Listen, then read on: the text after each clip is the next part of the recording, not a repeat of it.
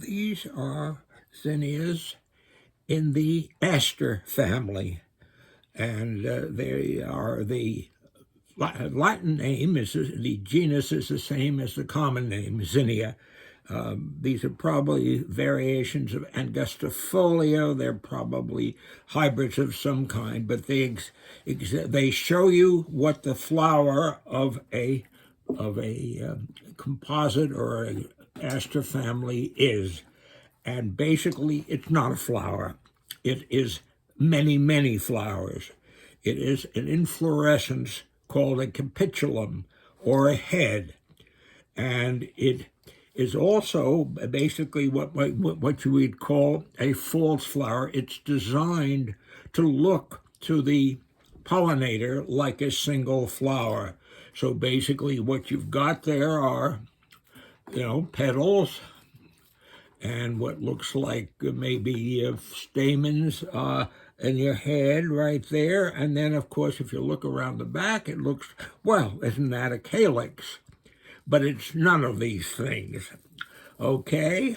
What it is, basically, is, as I said, an inflorescence that is a head, and an inflorescence that is not made up of a single type inflorescence. It's basically two types of inflorescence. If you look at it closely, you have basically what we call, where the petals would be, are what we call the ray flowers.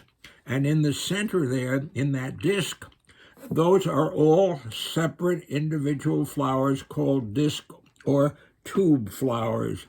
They are fascinating.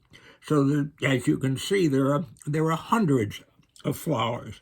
Each one of the ray flower is in each of the petal-looking things are ray flowers, and each one of those is a flower. Now, the ray flowers basically are made up of one petal, which is probably 5 petals fused together, and at the base of that there is an ovary.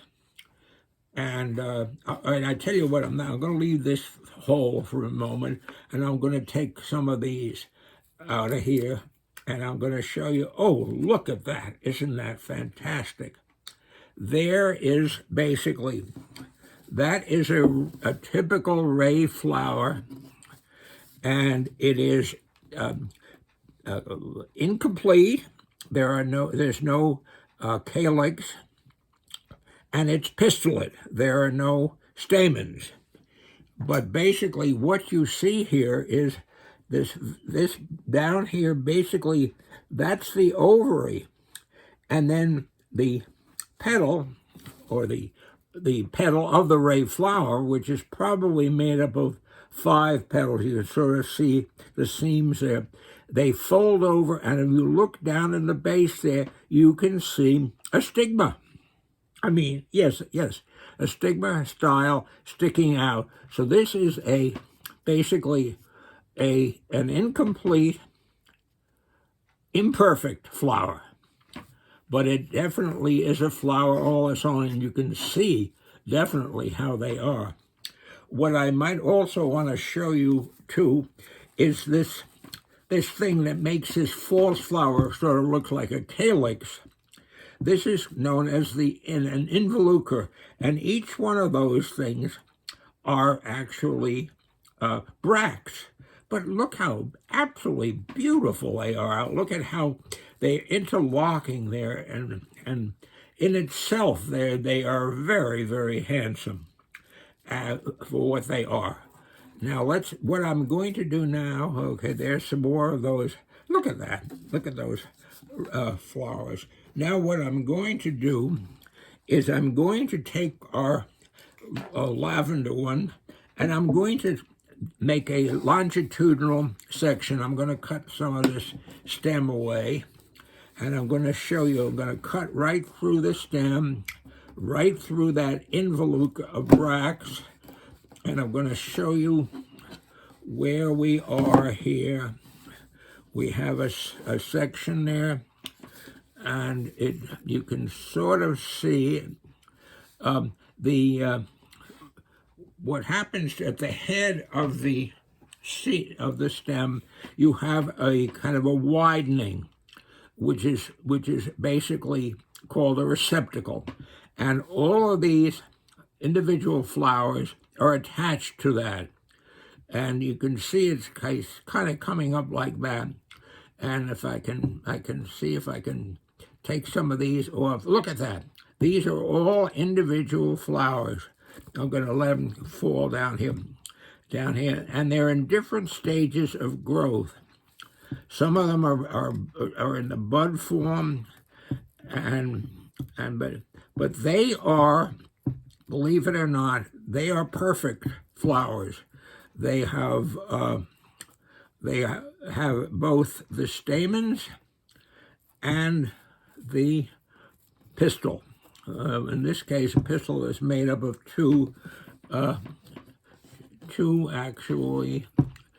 carpels, and in here, and when you can see, I don't know whether you're going to be able to see any of these, but these are all individual flowers. There's one that's more, but what I'm doing here, these are all individual flowers. They have a corolla. They don't seem to have a calyx. I'm going to take those away. There's your ray flowers, the same as in the other one. And here you can, I'm trying to get these off of here, but they're attached to the receptacle. Oh, and there we go. And I think we can see there's a typical a disc flower, and you can see that there are probably hundreds of them. And what's interesting here is you can see they mature over a longer period of time, so that gives these flowers a wonderful opportunity to attract pollinators over a period of weeks and weeks, as these individual flowers begin to mature toward the center. And there they go. Some of them you can sort of see the corolla, which is like a tube. Inside of that tube are the stamens that's so tiny you really can't see much of anything. But that's what makes them fascinating. That's what makes them members of the aster family.